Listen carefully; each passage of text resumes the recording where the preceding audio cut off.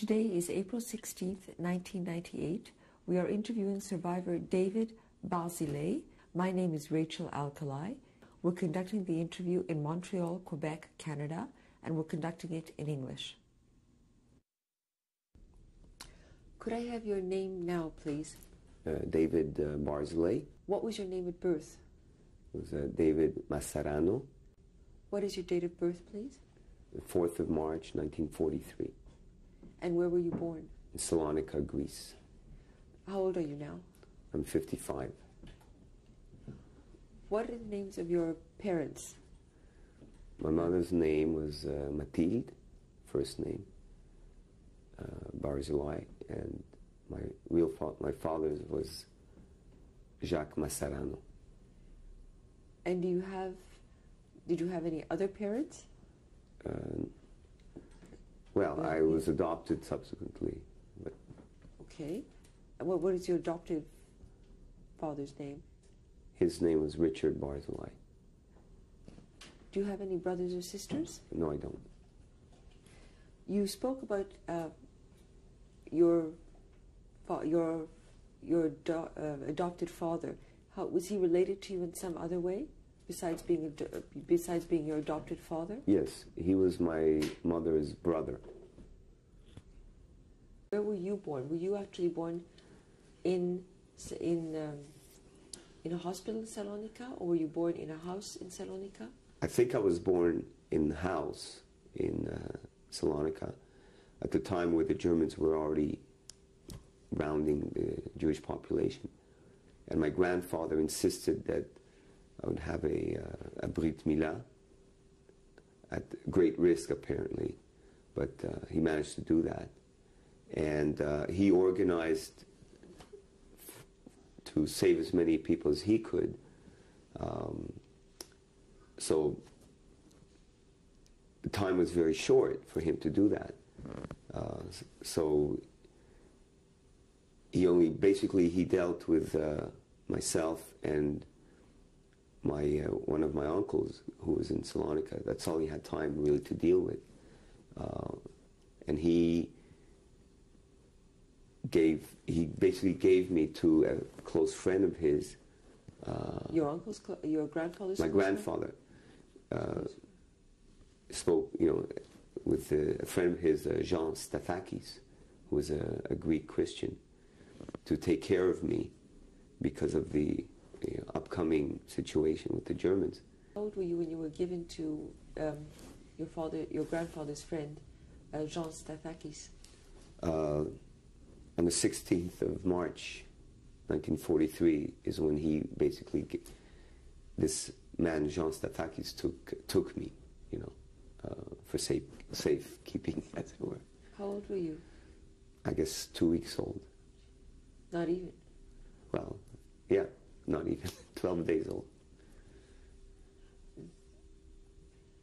And then what happened to your family? Do you know what happened to your family at that point, subsequently after you were separated? Well, I would imagine that very soon after, the Germans rounded everybody. And that was it.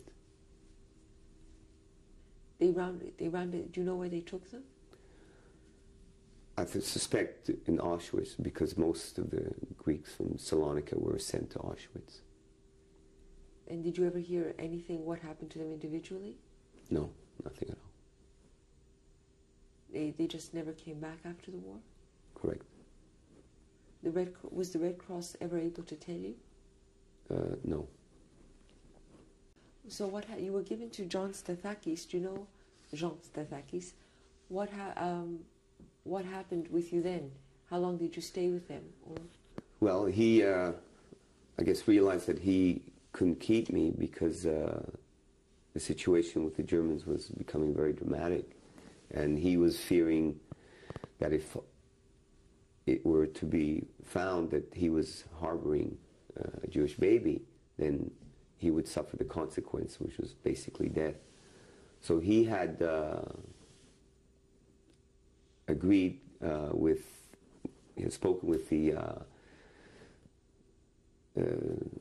police director of the 3rd Commissariat at the time, Would he be Greek or would he be? Yes, he would be Greek. To place me in a nunnery, in a convent rather, for safekeeping. And he was a lawyer, so he obviously knew a lot of people, and he knew with whom he could deal with. And he felt obviously safe enough to deal with this police director so that I could be sent to this convent. When were you sent to the convent? It must have been somewhere within 2 weeks after he took me in. What was the name of the nunnery or the convent? I think Agios Stalianos, as I recall. Where was it? I don't know. I would imagine it was in Thessalonica, or at least in the periphery of the city. What happened to you? Were you the only child at the nunnery or at the convent? I think not.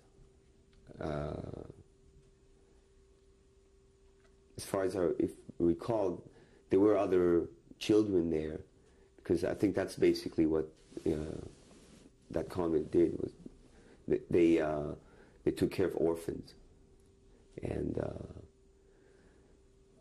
so that was their primary sort of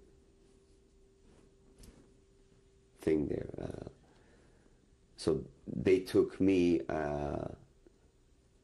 as an abandoned child officially. That was my status, you know. Then, and then Jean Statakis just said, "Look, treat her as an abandoned child, and we don't know anything about his parents." That's what he told the nuns. That's right. That's what he told them. They agreed that this would be the status under which, you know, I got accepted. You know. So they sort of understood what was going on, but I imagine they did, yes. So you were given to them as an abandoned child? Right. And what happened to you there? What were you... I think, well, seems that to make things look good, they actually went through the process of baptizing me. Apparently that took place on the 4th of April, something, 1943. And, you know, and they gave me some Greek name. Do you know the name? I can't recall that.